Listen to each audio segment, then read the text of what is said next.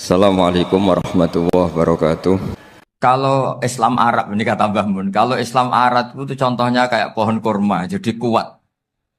Dan wajah tasbihnya itu di daunnya tidak jatuh. Tapi kalau Islam Indonesia kata Mbah Mun itu kayak padi, jadi ya agak doyong-doyong sedikit gitu. Jadi untuk menghadapi angin besar itu pilihannya dua, Anda kekar kayak kurma atau fleksibel kayak padi. Jadi ya doyong-doyong sithik gitu ya. Ada koruptor sowan, salam templeknya ya diterima gitu. Ada calon bupati cantik ya didukung. Pokoknya agak-agak doyong gitu. Tapi baru kayak doyong itu nggak bisa roboh karena fleksibel. Jadi kazar in akhraja syat'ahu. Jadi ada dua tamsil. Karena memang menghadapi orang fasik, orang dolim ini kita sebagai ulama itu ya kebingungan. Ini mungkin Ki Afif bisa bahsul masail ini. Karena pertanyaannya gini, saya berkali-kali digojlok sama bapak saya. Berteman orang fasik hukumnya gimana? Pasti dijawab haram. Tapi kalau pertanyaannya dibalik, membina orang fasik hukumnya gimana? Baik. Dan bisa membina kalau berteman.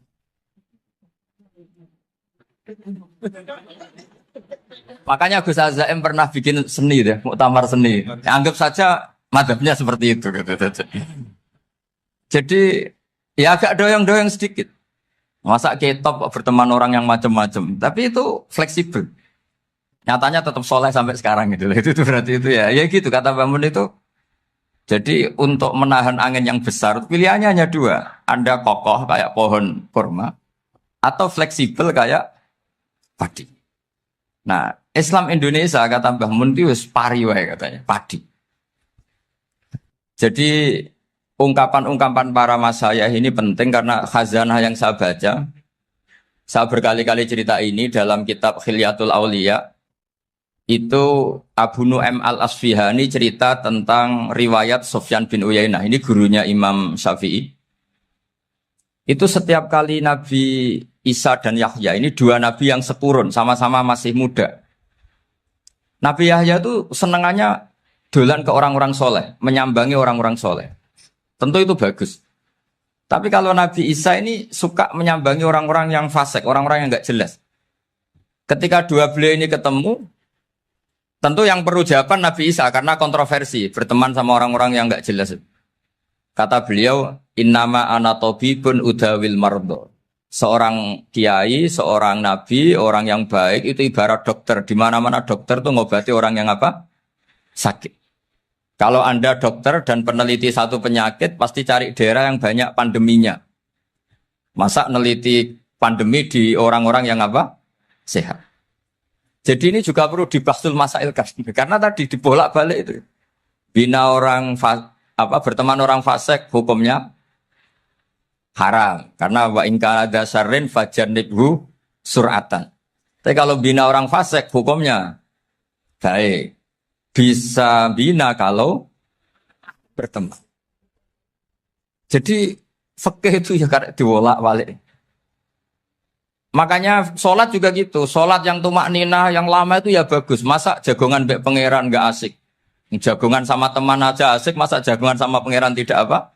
Asik. Saya kalau Ibnu Abbas sholat tuh cepat. Ketika ditanya, kenapa kalau Anda sholat cepat? Setan baru tata-tata mau goda, sudah selesai. Kata. Karena setan itu ya jaga jaim tuh, jaga image. Jadi kalau mau goda orang itu ya surinan dulu, macak-macak dulu. Ternyata mau ke situ sholatnya sudah selesai. Lah kebetulan mazhab saya itu yang kedua itu gitu. Jadi kalau Gus Azaim itu sholat lama sekali, itu ada madhab tandingan, yaitu madhab saya. Itu karena ini sepuh saya, meskipun top beliau tapi sepuh saya. Saya sudah 50, beliau baru 40. Ini berarti baru memulai kiai. Kalau pakai umur nubuah ini baru tapi memulai. Jadi madhab itu penting. Jadi pembanding itu harus diutarakan. Sehingga dalam fikih manapun, itu sebuah madhab, itu harus diuji itu lewat pembanding. Dulu itu setiap debat fikih antar ulama, itu mesti nggak ada yang menang. Misalnya saya kiai kelihatan miskin tuh ya baik supaya santri-santri yang miskin itu punya teman gitu. Karena rata-rata santri itu miskin. Nah, dikancani kiai kan seneng gitu. Tapi problemnya kiai yang miskin itu ya nggak bisa nolong santri karena dia sendiri apa? Miskin. Gitu. Makanya dulu Imam Syafi'i itu pengagum orang miskin. Setelah ngaji Imam Malik tanya, ya Imam Malik, orang yang sealim jenengan itu siapa? Jawabnya Imam Malik lucu. Dulu Abu Hanifah, sekarang orangnya sudah meninggal ya. Ilmunya dititipkan atau diwaris oleh Muhammad bin Hasan Asy-Syaibani. Akhirnya Imam Syafi'i dibiayai Imam Malik ke Irak. Imam Syafi'i miskin, bisanya ke sana dibiayai Imam Malik. Itu seperti Abu Yasin Muhammad masyhur, ini murid beliau. Kalau ada santri boyong kan mesti apa? Disangoni. Disangoni. Ketika datang ke Irak, Muhammad bin Hasan Asy-Syaibani itu nata uang, nata emas itu di ruang tamu. Jadi ngitung uang itu di ruang tamu. Miliatan. Ini kaget, ini kiai kok kedonyan kata Imam Syafi'i itu. Tapi apa kata Muhammad bin Hasan Asy-Syaibani? Anda kagum ini, Anda kaget ini. Kalau kamu menyoal orang soleh kaya, ini tak kasihkan orang-orang fasik. Biar dipakai judi, dipakai selingkuh, dipakai maksiat. Jangan-jangan. Harta ini harus tetap di orang soleh. Kalau ke orang fasik, bahaya. Berarti kiai boleh kaya. Boleh-boleh. Semenjak itu ada gerakan kiai kudu sugih. Ya ada yang kesampaian, ada yang enggak gitu saja. Tapi karena kalau pakai logika fikih, harta itu fitnah. Oke, seakan-akan harta itu masalah.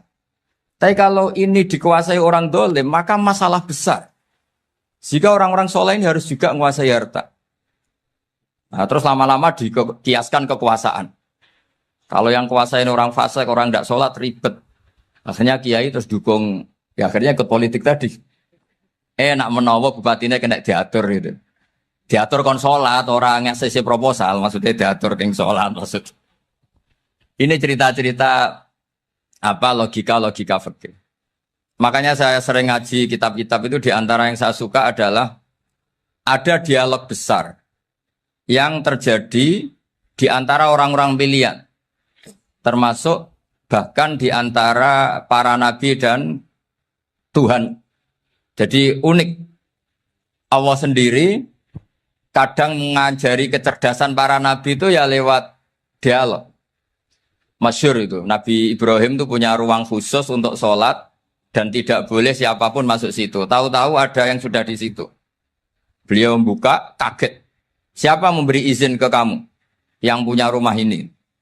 Saya yang punya rumah dan saya tidak memberi izin kamu.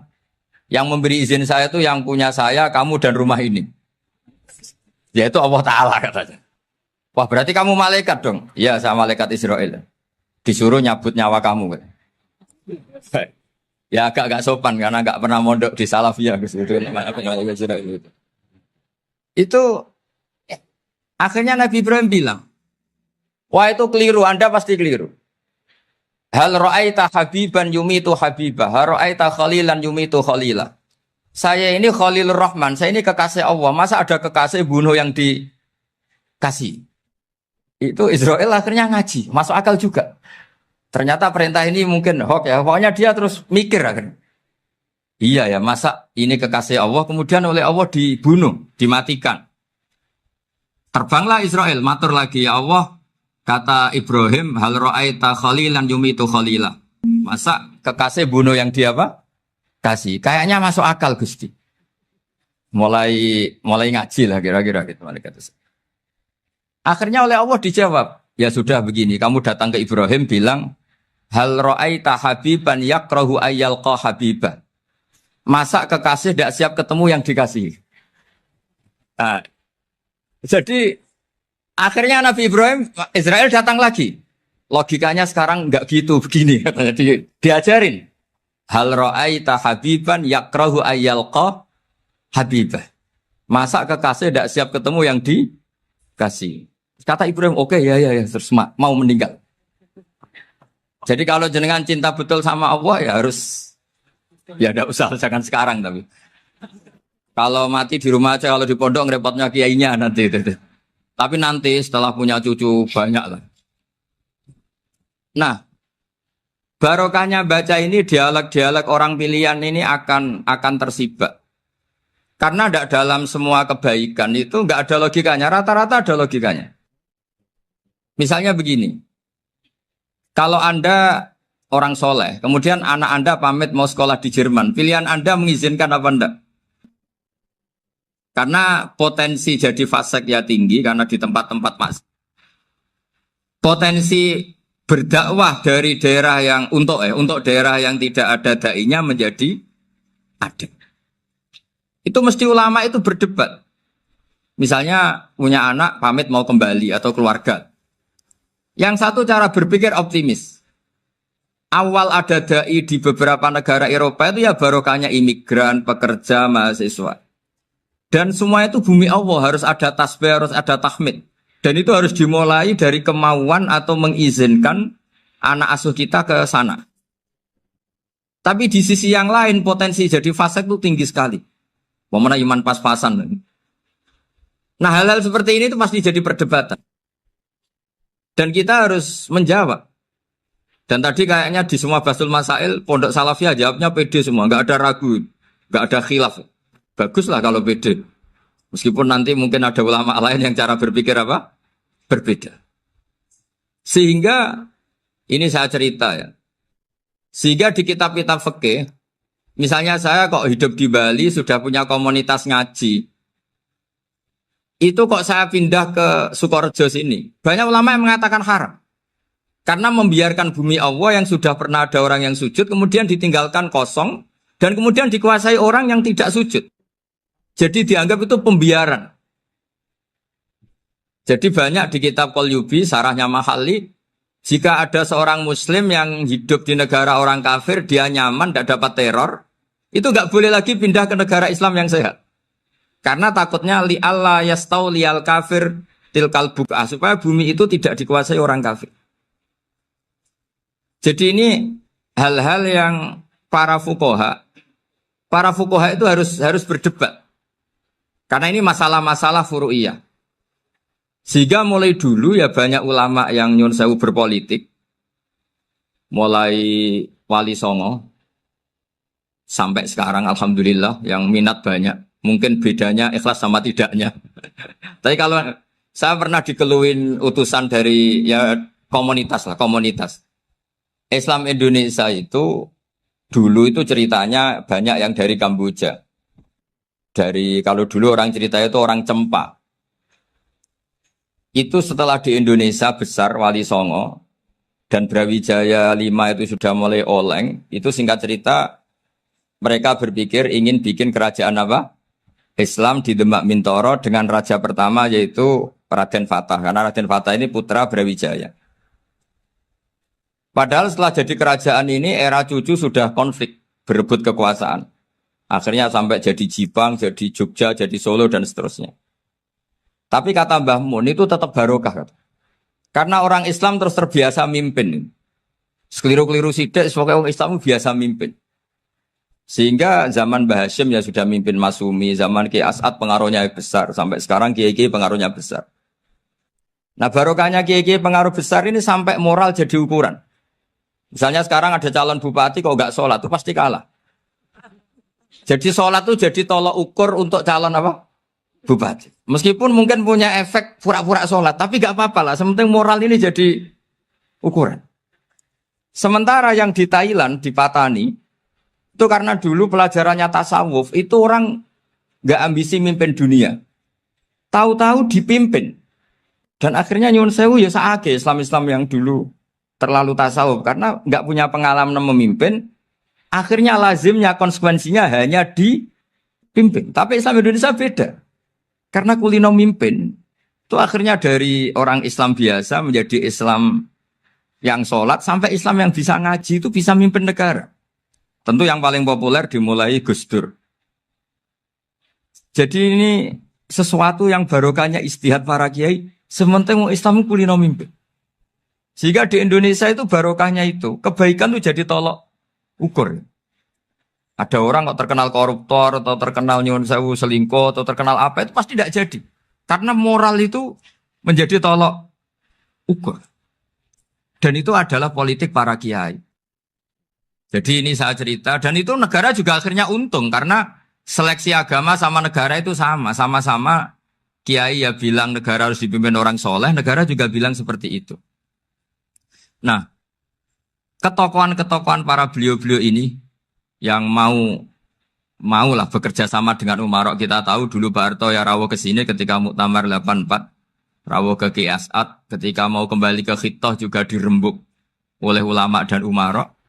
Dan akhirnya ini menjadi negara yang alhamdulillah semoga selalu menuju baldatun thayyibatu wa rabbun ghafur. Nah, kemudian di sini saya tabarruk dengan Said Muhammad, gurunya Kiai Haji Azaim.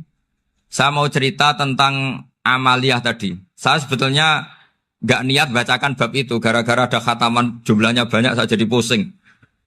Ini panitianya tanya, khatam betul apa enggak? Iya, Gus, khatam betul. Tapi kayaknya saya tidak yakin itu. Karena saya ini kan dari pondok tahfidz itu. Biasanya anak khataman itu ya rada bodoni itu loh. Wes dibaca buanter sing nyemak mau ndelok pojok etok. Mergo kebanteren. Nah, akhirnya lafat-lafat yang di tengah itu enggak di apa? Baca. Tapi ya semoga dimaafkan Allah lah. Yang jelas itu enggak.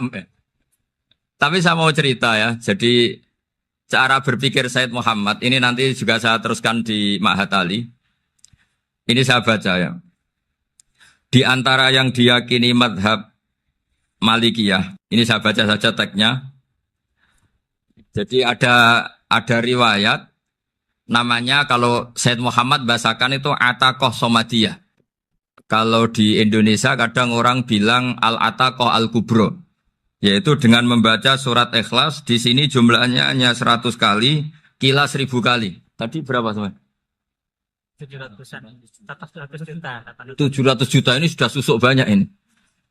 Di sini hanya 40, riwayat lagi 100, 1000.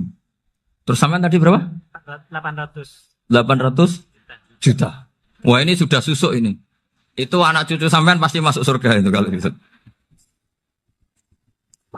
Ini saya baca, ini kitabnya Said Muhammad ini. Suratul Ikhlasi wal Itqu minan nar.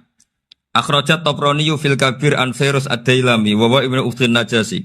Waqad khadaman Nabiyya sallallahu alaihi wasallam. Orang ini jadi khadimnya Nabi. Qala Rasulullah sallallahu alaihi wasallam, "Man qara'a qul huwallahu ahad mi'ata marratin fi shalat ghairiha kataballahu lahu bara'atan minan nar." Ini hanya berapa ini? Mi'ata marrah. Berarti kalau satu orang itu cukup 100. Tadi sudah untuk 7 turunan tadi, untuk orang berapa? Ya, untuk 7 turunan cukup ya? Untuk 7 turunan. Ya sudah susuk ini, sudah susuk ini. Duh, ribet ini. Nah, ini tak cari pembenarannya, ini supaya keren. Ini di halaman 188 Abwabul Farad. Warwa Ibrahim bin Muhammad al-Khiyari fi fawaitihi an Khudzaifa marfu'an. Man qara'a qul huwallahu ahad alfa marratin faqad ishtara nafsahu minallah. Berarti 100, ada riwayat lagi 1000. Nanti tak carikan lagi yang berapa? 1 miliar. Jangan banyak-banyak. Nah, ini saya baca ya. Wa hadzal adatu huwa al-ma'rufu bi ataqatis somadiyah. Wa qad nassa jama'atun min mutaakhiril malikiyah ala istihbabi ataqatis somadiyah. Wa haddu ala qiraatiha wa istimaliha. Minhum Asy-Syaikh Abdus Salam Al-Asmar sak teruse ini. Jadi kullu haula'i istahabbu ataqatas somadiyah ma'atirafi ba'dihim kal misnawi bisyidati fi hadisiha. I'timadan ala anna hadza minal fadha'il allati yutasahalu fiha. Faman sa'a yasta'milaha roja'a khusula ma fiha fala ba'sa bidzalik. Ala syarti alla ya'taqida thubuta dzalika anin nabi sallallahu alaihi wasallam hatta la yaqa'a fil kitsbi alaihi. Jadi intinya itu silahkan Anda bikin jumlah sesuai versi Anda. Yang penting Anda jangan kampanye kalau itu perintah Kanjeng Nabi Muhammad sallallahu alaihi wasallam. Karena kalau kamu atasnamakan Nabi kemudian jumlahnya sampai 800 berapa? 800 juta, berarti Nabi mengajarkan masyaqqah pada umatnya. Jadi cukup yang riwayat itu di sini hanya 100 sama 1000. Jadi kalau jumlah tadi untuk 7 apa? Turunan.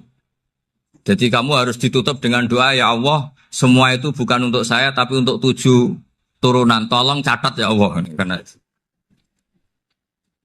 jadi artinya gini loh ya, orang Indonesia yang sering mempraktekkan atakosomadiyah itu bukan tanpa dalil. Ternyata dalam mazhab Maliki, saya masih ingat ketika mbah saya kandung, bapaknya bapak, asmane Mbah Nur Syam, itu wasiatnya minta dibacakan 4.000. Yang baca pas itu ya bapak sama anak-anaknya. Dan kemudian alhamdulillah zaman akhir itu mulai agak ngawur. Kalau ada acara itu wong liya kon maca anake mlebu metu gak melok maca. Itu keliru, saya jamin itu keliru. Saya sering kalau mimpin di rumah, kalau yasinan di tonggo-tonggo kok anaknya gak maca saya keluar. Bapakmu wong liya kon maca kata saya gitu. Jadi itu menurut saya itu yang jelas saya sampai ngisi begini. Yang ada riwayatnya itu idza mata ibnu adam min qata amaluhu illa min salasin shadaqatin jariyah au ilmin yuntafa'u bi awaladin sholihin yatullah. Itu tidak ada di hadis au kiyayin sholihin yatullah. Yang ada itu awaladin apa? Sholihin. Jadi anaknya harus ikut. Kalau tidak ada usah kata. Akhirnya anaknya udah tinggi Gus nggih. Wah, akhirnya tak kei jagung paling akeh kula mendet sithik. Wong aku ora anake. Kadang-kadang enggak orang lain baca buahnya anaknya mau mlebu metu mau enggak tamu mbek rokokan. Itu harus ditobatkan itu. Keliru itu. Karena nasnya bukan awkiyayin solihin tapi awaladin solihin. Ini bukan provokator, ini memang iya harus seperti itu. Nah terus tentang tadi la ilaha illallah yang didawahkan Gus Azaim. La ilaha illallah itu penting sekali, cuma saya mohon itu dielmoni lah. Jadi dulu kalimat ini menjadi spesial karena dielmoni, karena dimulai dari fa'lam annahu la ilaha illallah. Terusannya ayat tuh wastaghfir li dzambika walil mu'minina wal mu'minat. Saya ulang lagi ya. Terusannya ayat tuh wastaghfir li dzambika walil mu'minina wal mu'minat. Makanya menurut mazhab Sadili, kamu disuruh baca la ilaha illallah dulu, jangan istighfar dulu. Saya ulang lagi ya. Dalam mazhab Sadiliyah itu la ilaha illallah dulu, nggak boleh istighfar dulu. Alasannya masuk akal. Orang yang kafir 70 tahun itu sekali baca la ilaha illallah itu langsung yughfar lahu ma qad salaf. Sehingga la ilaha illallah sendiri sudah punya kekuatan supaya dosa kita diampuni. Qul lil ladzina kafaru iyantahu yughfar lahu ma qad salaf. Cara menghentikan kekafiran gimana? Dia melafadzkan la ilaha illallah. Ini kalimat yang begitu saktinya sampai orang yang kafir puluhan tahun itu dosanya semuanya terhapus hanya karena melafadzkan la ilaha illallah. Nah, makanya kata Abdul Hasan Asyadili wastaghfir li dzambika ay bihadil kalimah. Seseorang sah di istighfar itu kalau melafadzkan la ilaha illallah. Misalnya ada orang kafir mati kafir. Sah enggak anak cucunya mengistighfari dia? Enggak sah karena belum melafadzkan la ilaha illallah. Makanya kata Abu Hasan Asyadili wastaghfir li dzambika ay bihadil kalimah. Sehingga lafadz ini spesial betul. Tapi kadang-kadang beberapa mursyid cara berpikir lain. Ini kalimat thayyibah harus dibaca orang suci sehingga mendahulukan apa? Istighfar. Untuk supaya pas ngelafatkan kalimat thayyibah sudah dalam keadaan apa? Suci. Itu juga masuk akal. Tapi secara meyakinkan saya sendiri lebih mengikuti manhajnya Abil Hasan Asyadili karena alasannya tadi yang kafir puluhan tahun saja langsung luntur dosanya karena melafadzkan la ilaha illallah. Artinya la ilaha illallah sendiri sudah bagian dari istighfar. Nah, ya tadi buktinya fa'lam annahu la ilaha illallah terus wastaghfir li dzambika walil mu'minin. Jadi orang sah diistighfari itu setelah dipastikan sah tauhidnya. Jadi setelah tauhidnya sah, yaitu la ilaha illallah, baru sah apa? Diistighfari. Sehingga orang kafir, saya ulang lagi, orang kafir yang mati kafir, anak cucunya tidak boleh apa? Tidak boleh menistighfar. Terus saran saya kedua, la ilaha illallah itu filosofinya itu nafyun li uluhiyatil ghairillah wa isbatun li uluhiyatillah wahdah. Filosofi la ilaha illallah itu gimana?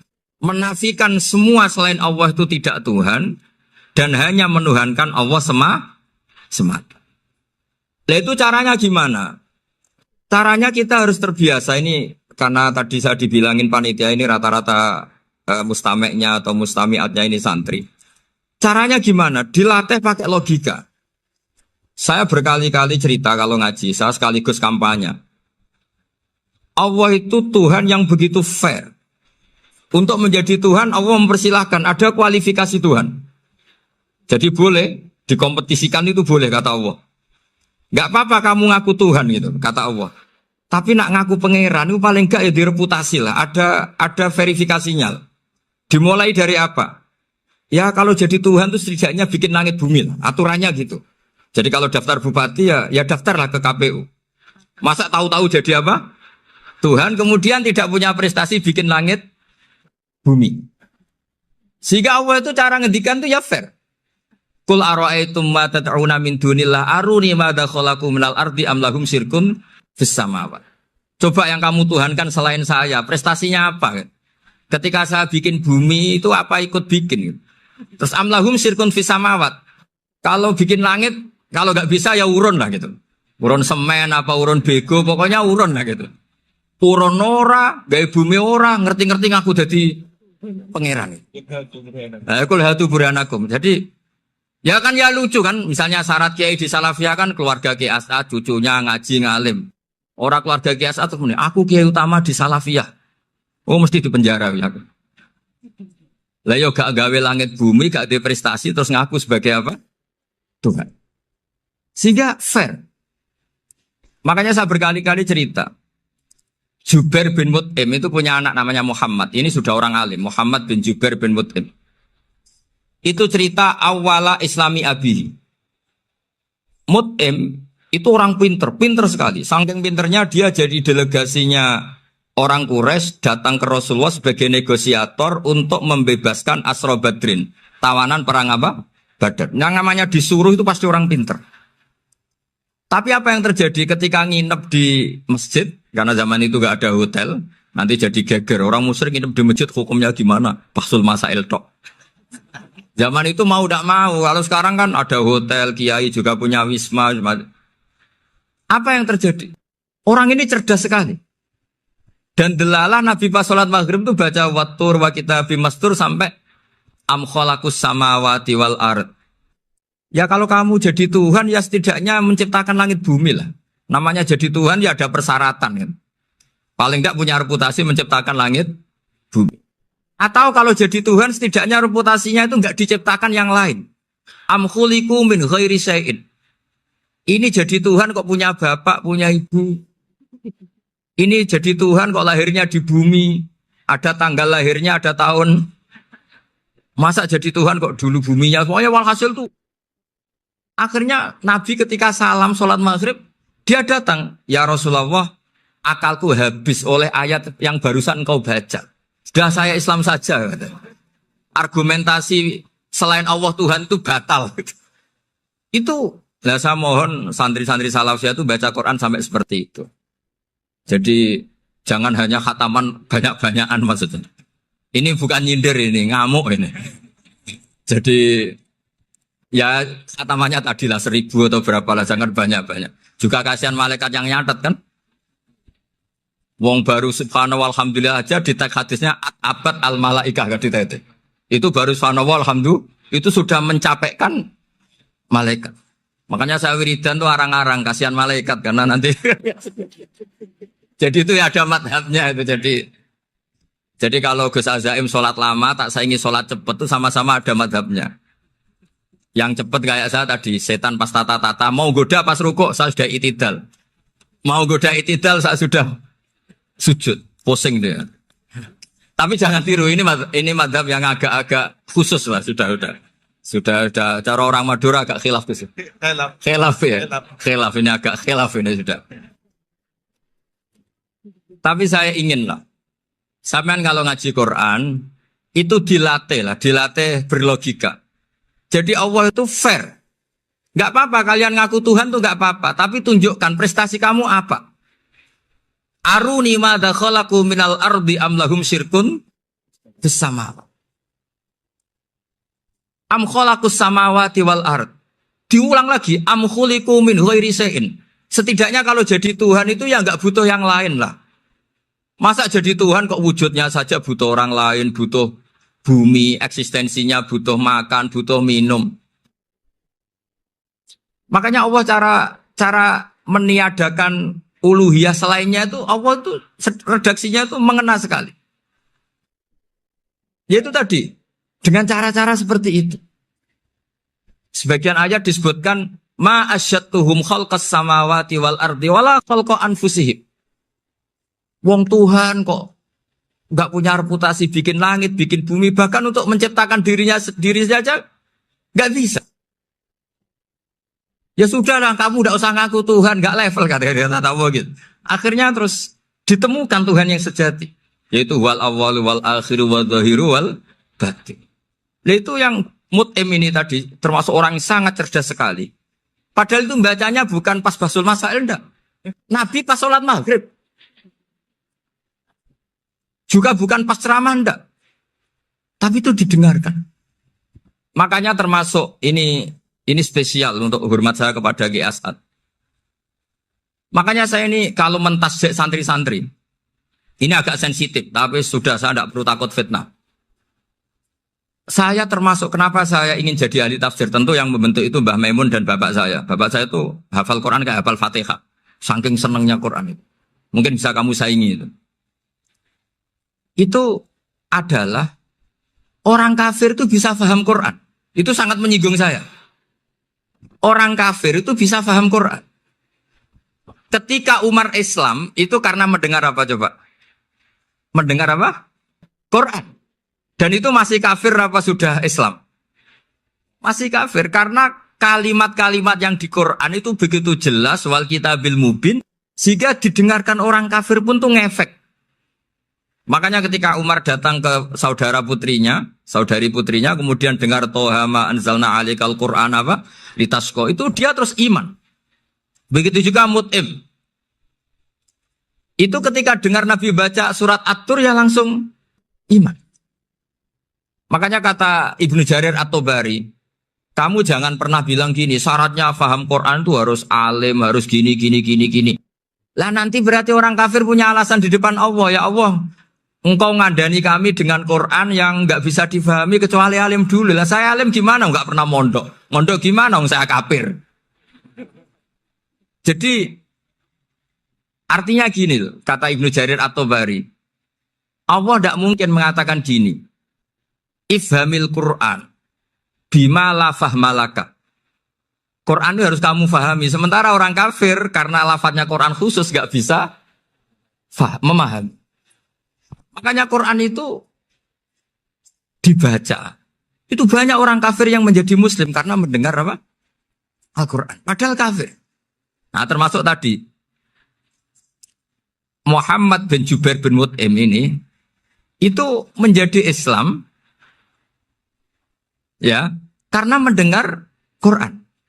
Padahal dia saat itu masih apa? Kafir. Karena tadi logika misalnya nggak paham secara lafadz Arab. Sekarang misalnya nyuwun sewu ada orang ateis. Saya pernah didatangi seorang ateis yang nggak percaya Tuhan. Saya mau Islam Pak Ba, asal Anda bisa menjelaskan Tuhan itu siapa. Coba Quran dibaca secara makna, tidak secara lafadz tapi secara makna. Begini misalnya, ada orang ateis datang ke saya, Pak Ba, saya mau Islam, asal Anda bisa menjelaskan Tuhan itu siapa. Terus saya tanya, ini ngajak goblok-goblokan apa pinter-pinteran, kata saya. Terus dia jawab, ngajak pinter-pinteran Pak, saya ini doktor katanya. Maksudnya di akademiknya dia doktor, mungkin jurusan matematika atau apa, tapi di ketuhanannya jeblok.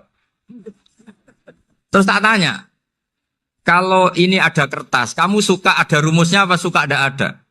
Ya suka ada rumusnya. Kenapa ada kertas? Ya karena ada yang bikin. Nah kira-kira berstatus membikin atau membuat, itu sesuatunya mewujud apa enggak? Ya pasti mewujud lah, pasti ada. Ya sudah, anggap Tuhan itu adalah sebab dari semua yang ada. Masa alam yang seperti ini, langit dan bumi ini mewujudat, kemudian kamu katakan kholaqohal adam, bahwa alam raya yang mewujud ini diciptakan oleh ketiadaan. Ya juga, berarti Tuhan itu ya. Ya itu yang namanya Tuhan. Lah mulai dulu kiai-kiai ngomong gitu kan saya Islam katanya. Jadi kiai-kiai itu kadang-kadang kalau dakwah pokoknya kabeh digawe Tuhan. Beda dengan dakwanya orang-orang mantek. Orang-orang mantek itu kan nggak pernah nyebut Allah. Ini alam hawadis, la budda min muhdis. Meskipun mereka, nah muhdis ini menurut Islam namanya Allah. Tapi sebetulnya kan nggak langsung bilang Allah. Jadi tak kasih tahu, alam raya ini mewujud nggak? Ya mewujud Bapak. Bisa nggak sesuatu yang nggak ada menjadi faktor wujudnya yang ada? Ya nggak bisa, namanya nggak ada itu nggak bisa jadi faktor. Nah itu hebatnya ulama-ulama kita. Ketika mengenalkan Allah itu siapa? Zat yang wajibil wujud. Jadi kita ini kalah pinter be ulama-ulama dulu. Ya alhamdulillah kalahnya sama ulama dulu. Kalau kalah sama ulama sekarang isen lah. Jadi ulama dulu sudah pinter. Pasti pertanyaan dasar manusia, hadil maujudat tuh man khalaqaha, siapa yang menciptakan? Kalau kamu langsung jawab Allah atau Tuhan, mereka pasti tidak nerima. Ya jawab saja, hadil maujudat mesti khalaqaha maujudun. Nah berhubung maujud ini berstatus pencipta, harus super. Lah super ini oleh ulama disebut wajibul wujud atau musabbibul asbab. Yang oleh Islam dinamai Allah. Tapi kita langsung ngomong Allah, ya mesti aja bingungkan kan bagi yang bingung maksudnya.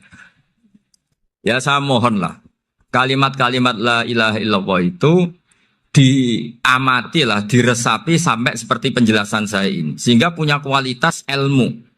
Karena syaratnya memang fa'lam, harus punya kualitas apa? Ilmu. Ilmu itu apa? Ma'rifatus syai' ala ma huwa alaih. Mengenal sesuatu sesuai detail-detail sifatnya sesuatu itu.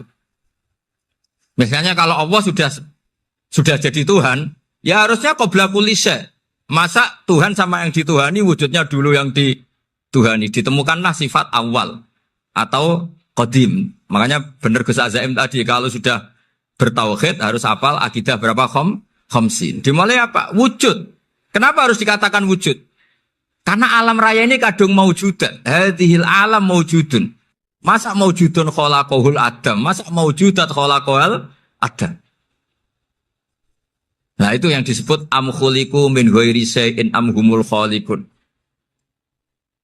Jadi saya mohon semohon-mohonnya cobalah tradisi-tradisi lihat baru ayat ini dihidupkan lagi sehingga kita baca Quran itu sekaligus menjadi orang yang sangat argumentatif. Karena Quran adalah qul falillahil hujjatul baligh. Dilatih. Jangan bosan dilatih. Makanya kalau saya baca ayat-ayat seperti itu cek fair Allah. Fair betul.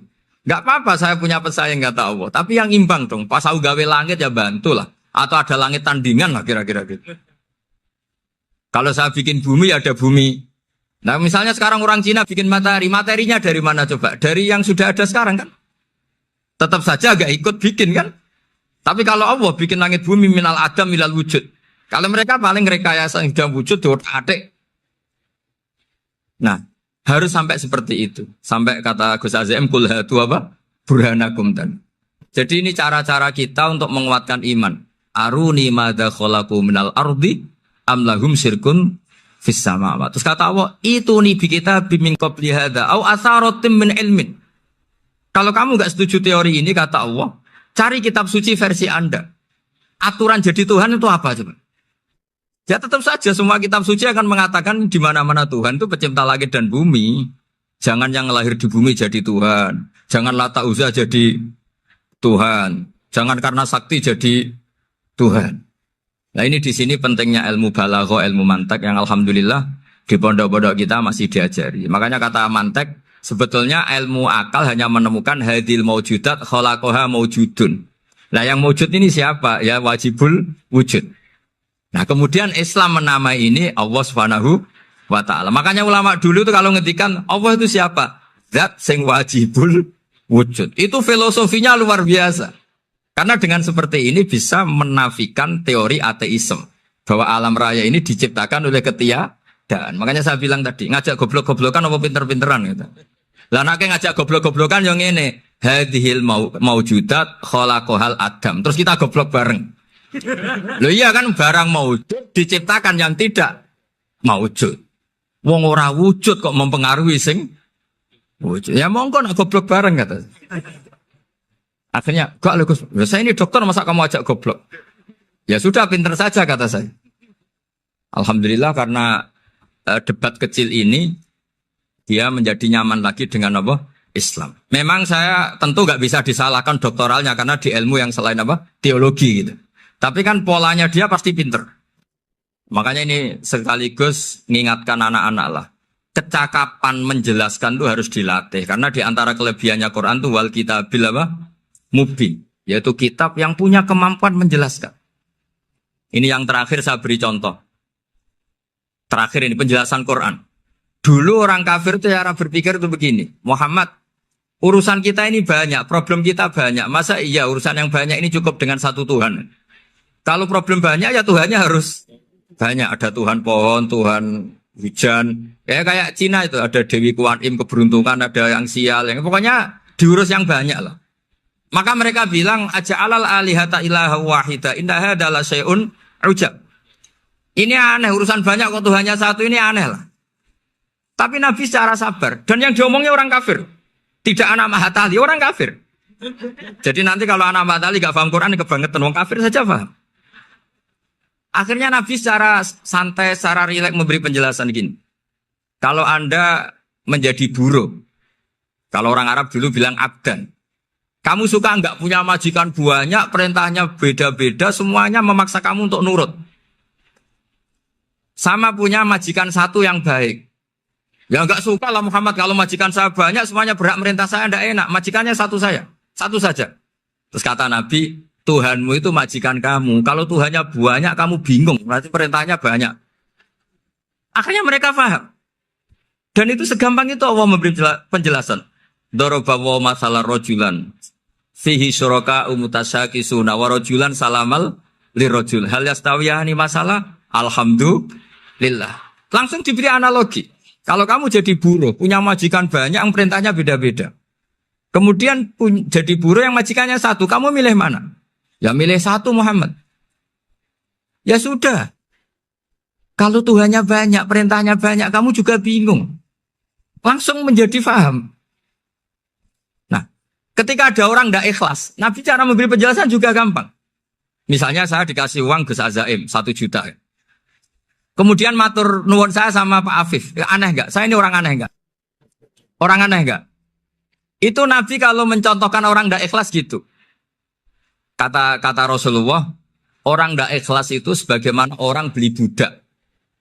Min kholisi malih. Budak itu dibeli dari uangnya sendiri. Kemudian fa'amila hadal abdu, budak ini kemudian bekerja dan a'tohullatahu. Hasilnya dikasihkan sama orang lain. Terus Nabi memberi percontohan. Ayasurrukum ayyakuna abdukum kadzalik. Apa kamu suka kalau budak kamu seperti itu? Dulu orang-orang dulu kan beli budak untuk disuruh bekerja terus disuruh setor apa? Hasilnya.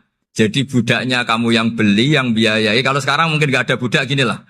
Saya nyuruh Zaid, tak kasih mobil, tak kasih bensin, tak kasih uang jalan supaya narik angkot. Hasilnya disuruh ngasihkan saya. Ternyata dikasihkan orang lain dan matur nuwun sama orang. Kamu suka punya budak seperti itu? Ya tidak suka ya Rasulullah. Ya ibaratnya seperti itu. Bumi yang bikin Allah, nyawa kamu yang bikin Allah, semua fasilitas dari Allah. Kemudian kamu menyembah selain Allah. Segampang itu. Dan Nabi telaten sampai dulu yang mayoritas orang kafir menjadi mayoritas Muslim. Dan semuanya tanpa paksaan. La ikroha fiddin. Karena qad tabayyana rusdu minal ghayy. Nah, cara tabayana gimana? Yaitu punya kemampuan menjelaskan. Wal kitabil apa? Mubin.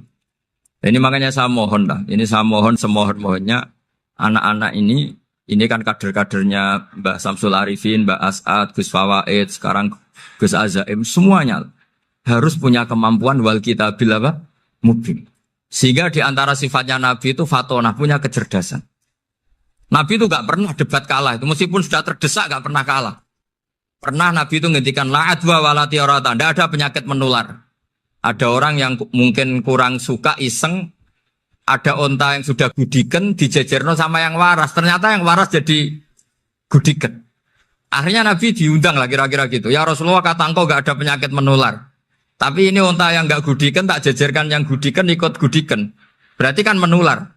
Nabi santai jawab. Faman jarrobal awal. Lalu yang pertama gudiken ketularan siapa katanya. Wah kalau ini asli Nabi ya sudah seperti itu. Jadi ngiranya dia menang karena yang gudikan pertama nulari yang kedua. Ternyata Nabi tanyanya lagi, faman jarrobal awala, yang gudikan yang pertama siapa? Oh ini asli ya maksud saya itu. Jadi Nabi itu gak pernah kalah. Karena Nabi punya apa? Fatona. Jadi saya mohon, ya tadi makanya ini efeknya tuh khatamannya gak boleh banyak-banyak ya. Maksud saya kalau musim khataman ya gak apa-apa, khataman banyak-banyak. Tapi kalau gak musim khataman ya musim-musim tadabbur gitu. Tapi kalau ini musim khataman ya monggo lah. Cuma saya kok kasihan malaikatnya tadi itu. Ya, matur mawon minta maaf. Assalamualaikum warahmatullahi wabarakatuh.